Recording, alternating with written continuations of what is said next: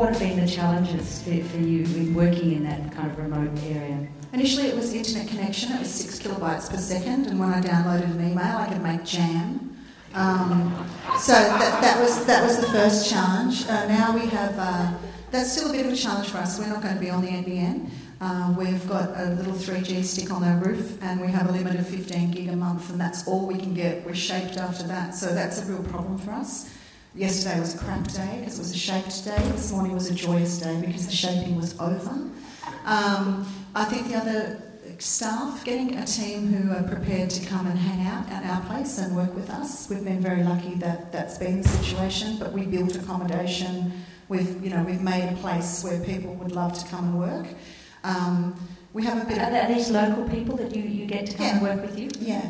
And I mean, there's 175 people who worked on the show during production, and they lived in 3 different continents. And of that, we had about 27 locals who worked on the show here over that time. So that was really fantastic. Oh, the other thing is, if you're out there, we're rather short of editors.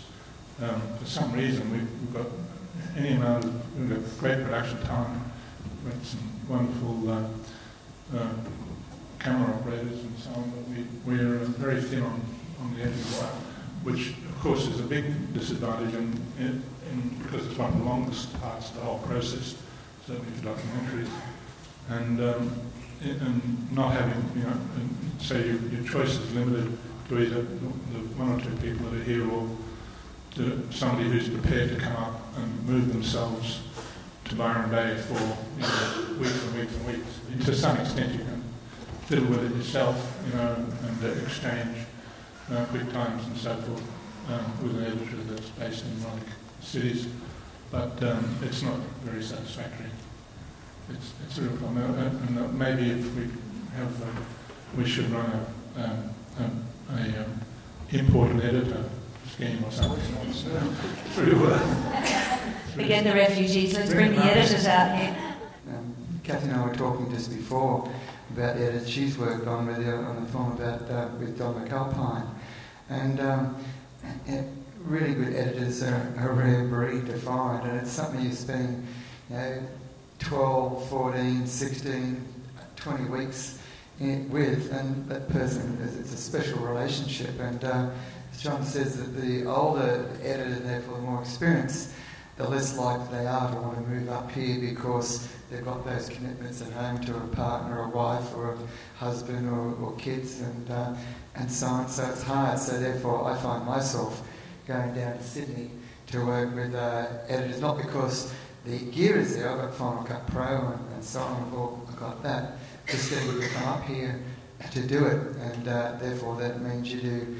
Because I guess my mixing has been done in the past, and therefore I've got people I work with, so I tend to I've done a bit of mixing up here, but I tend to do it with the people I've worked with in Sydney, because you get a team, you know each other's language, and it's easy to do it that way. Top findings of the main disadvantages from the research I did in depth in 2006 and updated in 2010 was the shortage of certain skill sets, and editor is the number one of that. So just before I talk about the stats, I had the experience of doing both that David's just mentioned, of having editors come up here. So when we did Losing Layla, we had Harriet came up and worked with us at our studio at Clunes, which she was kind of local. So that worked brilliantly. And then we had James Bradley come up and work with us on The Man Who Stole My Mother's Face. Brilliant. He came and lived in the area, actually at our house. It was fantastic at Clunes. But then I tried a remote editing experience with The Burning Season. It was not a great experience. And as I've just been talking to David about how important, as in factual, in documentary, that relationship is with the editor. So, yeah, if you can bring more editors to the area, I think a lot more of the work, will foster the beautiful editors that are here. Such an important part.